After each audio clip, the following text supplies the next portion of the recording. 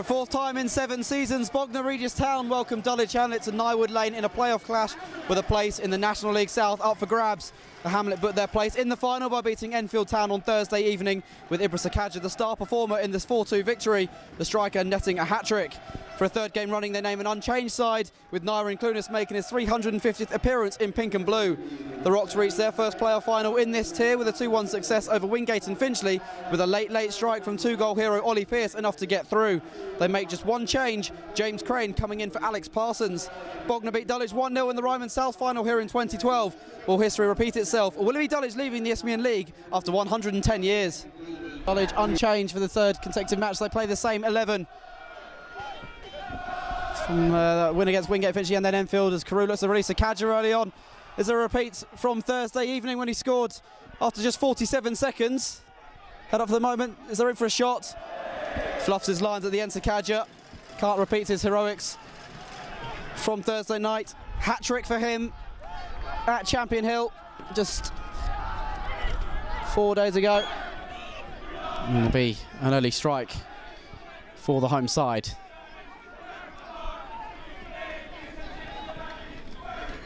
Good area. Free header in there. First chance of the game. It's from Sami Alabd. Had a free header in there. Drage got up. It was over him. Alabd unchallenged. Couldn't direct his header goalwards. Free kick for Beck, who won the free kick to send forward. And it's headed on, and over the top it goes. It's Alabd who gets up again. Climbed above Weatherstone this time. Twice he's been found in that penalty area, and twice his header's gone off target. Warning signs are there for Dulwich. Chalmers lost his mask here. It's come for Beanie. Sekajja helps inside. Beck away. Will come for Tuck, I think.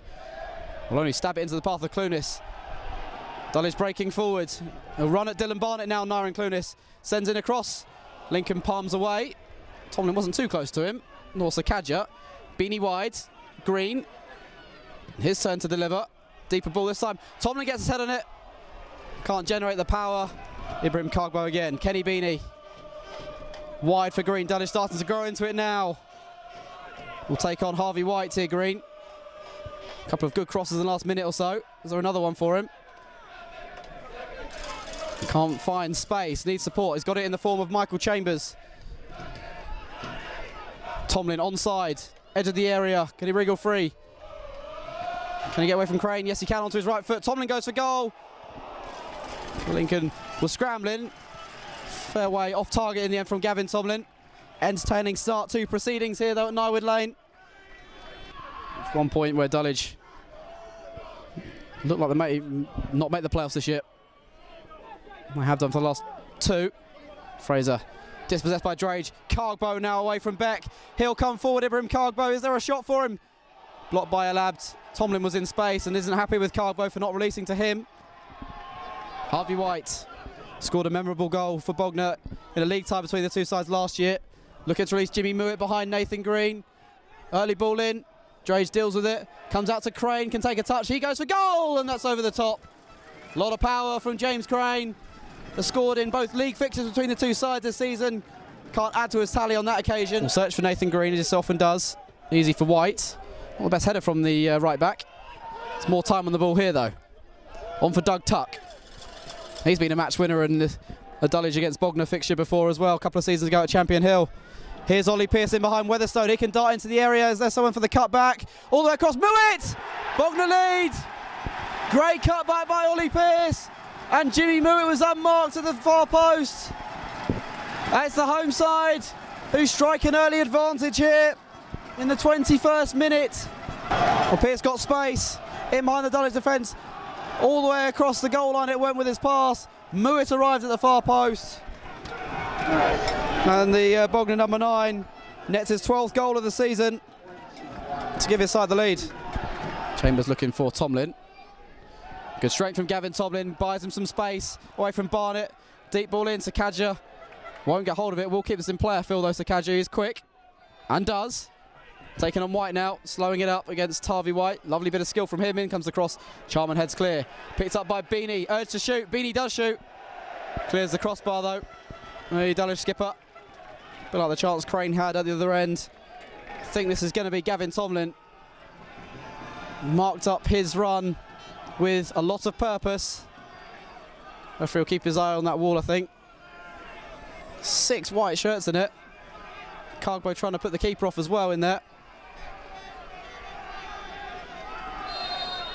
Up steps Gavin Tomlin, gets it over the wall, just wide of the far post. It's a decent area. There was a header on it from Charman. Like El Abd, had a free header in there, but it's also like El Abd, couldn't direct it goalwards. And he's centre back. Barnett spins away from Clunis. It's given away. Here's Sekajja, and he feeds Gavin Tomlin inside the penalty area. He goes. Still Tomlin. Good challenge in there. Tomlin retains the ball though. Sends in the cross. Sekajja off the bar and over. Just couldn't keep it down. Did so well, Gavin Tomlin, to keep the move alive. Just seems Sekajja was stretching a bit too much as a consequence. Header hit the top of the woodwork and went over. 3 free kicks he scored this season. None would be as important as this one. If he were to find the back of the net here. Again, there's a lot of bodies in that wall for him to get it up and over. Referee keeping his eye on it. He's blown his whistle. Crew takes his time, up he steps, gets it around the wall, palmed away by Lincoln. It's a strong push as well. And Barnett puts it out for a throw. Good effort from Ashley Carew. Equally good save by the goalkeeper. Into the 40th minute now. 5 to play in a frenetic first half. And Oliie Pearce with the latest corner. Over Weatherstone, and again it's a header over the top. It's El Abd again. Had a hat-trick of chances in this first half, the centre-back, and has not tested Preston Edwards with any of them.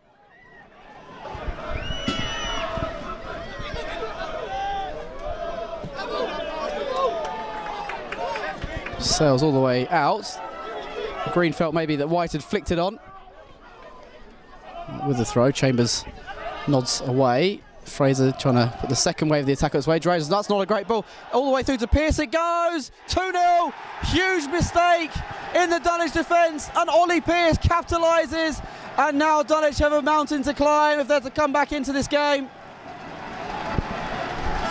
Well, Drage, attempting to clear, has put it straight into the path of Pearce. And in space was able to fire beyond Preston Edwards. Bognor Regis lead by 2-0 just before the break. Only man around it for the time being. Barnett, though, still not too far away, although he's moved away now. Pearce, I think, is going for goal, though. Sets up with some purpose. All the way through it goes and deflected behind by Weatherstone. Could have gone anywhere. It is a corner. First of the second half. Almost an hour played. 57 minutes on the clock. It's still 2-0 to Bognor Regis Town. Dulwich haven't shown any sign of chances in this second half yet. So they've got to defend this corner now from Pearce. Floated in, El Abd gets in, and this time does force Edwards into a save. Tips it over the crossbar, Preston Edwards. El Abd, it's the 4th time he's stolen in this game from a set piece. First time he's tested the goalkeeper. Pearce has been on the money time and time again. Here's his latest delivery. Weatherstone does get up, dropped for Charman. Still rising. As it clears the crossbar though from the centre-back. He's had a couple of chances today himself. Slowing it up, waiting for some support, uses Weatherstone. Crew trying to find some space inside, goes to Clunis though instead. He looks up, sends in a cross. El Abd deals with it for the time being. Crane up in the air, Tomlin brings it down for Beanie. Chambers. Got Green down the line, goes to Tomlin instead, edge of the area. Still Gavin Tomlin, kept his balance in the end. Still Tomlin, brilliant, deflects over, corner kick. Almost all his own doing there, Gavin Tomlin. Low ball in, dealt with by Beck, not the best delivery by Tomlin. They might be able to go again though. Crew back out to former Crawley man, better ball in this time. Again, comfortably dealt with. Beck counter-attacks on, great ball to Muitt. He's got a lot of grass in front of him to break into. He's gone for the ambitious shot there, Jimmy Muitt. Inquisitive looks from his teammates. Edwards would have had that covered in any case. Turn of pace, pass didn't work for him, Fraser. Game just opening up a little bit. Harvey White.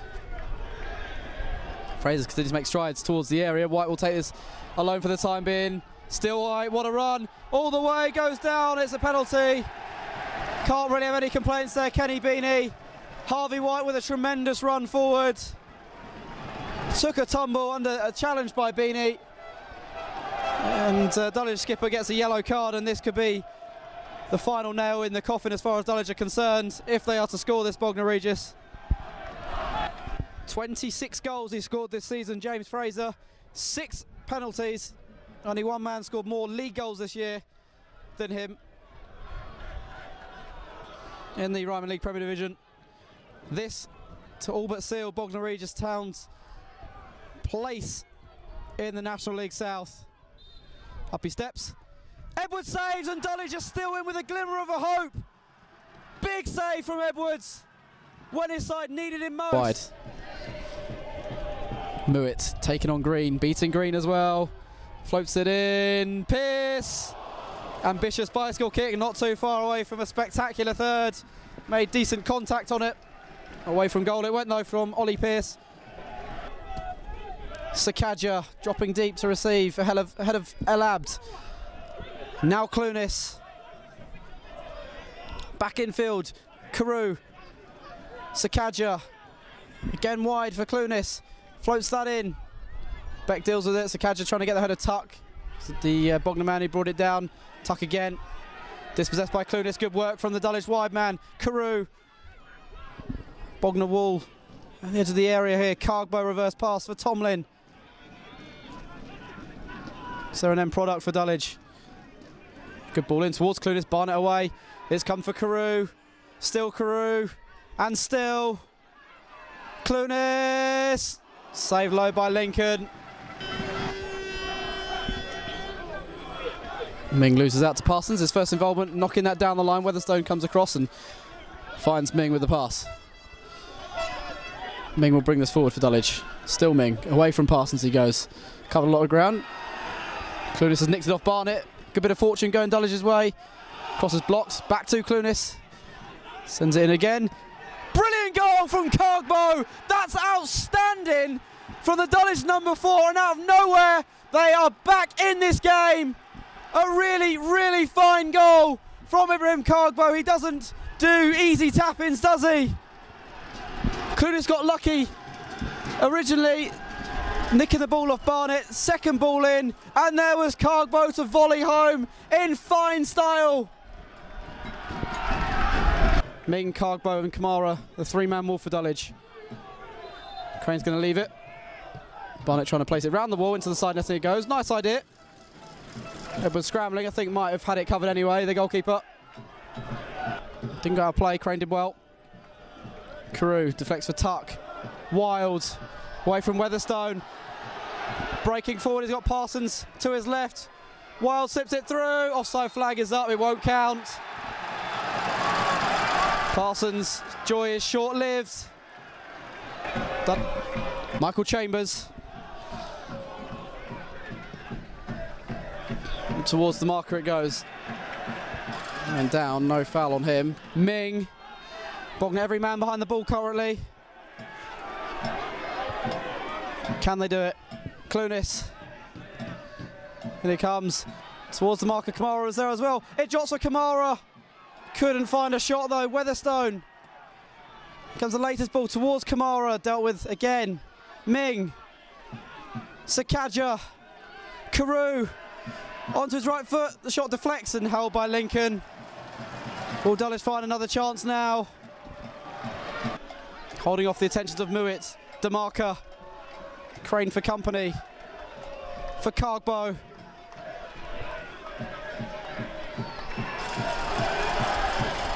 Weatherstone is dispossessed. Wild might be in here. Does he run for the corner flag or does he go for goal? Slowing up Jimmy Wild. Does go for goal. Behind for a goal kick. 1 minute to play. Dulwich need to get on with it quickly. Consecutive years, Dulwich are going to fall at the final hurdle. Wild. And there's the full-time whistle. It's Bognor Regis Town who got up to the National League South. Dulwich fought valiantly in this second half, but there was that 2-goal cushion that Bognor held at the break, which was too much to break down in the end. The goals for Bognor came in that first half through Jimmy Muitt and Oliie Pearce. Dulwich, I say, gave it all they could in the second. Preston Edwards made a fantastic penalty save to deny James Fraser. Kargbo with a sensational goal for Dulwich, brought them hope, but it wasn't enough, and Bognor will take their place in the National League South next season. For Dulwich, they fall at the final hurdle in the playoffs for consecutive years. Final score at Nywood Lane is Bognor Regis Town 2, Dulwich Hamlet 1.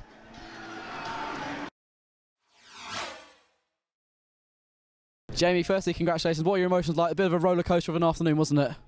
Yeah, I think relief is the honest answer at the present moment. I think, relief and delightment, and delight. I thought, we've played Dulwich many times in this sort of position, and it's always a really hard game. Sometimes they win, sometimes we win, and I just thought today it was our time. Gav side in the second half gave it all they could, just couldn't quite get over the final hurdle.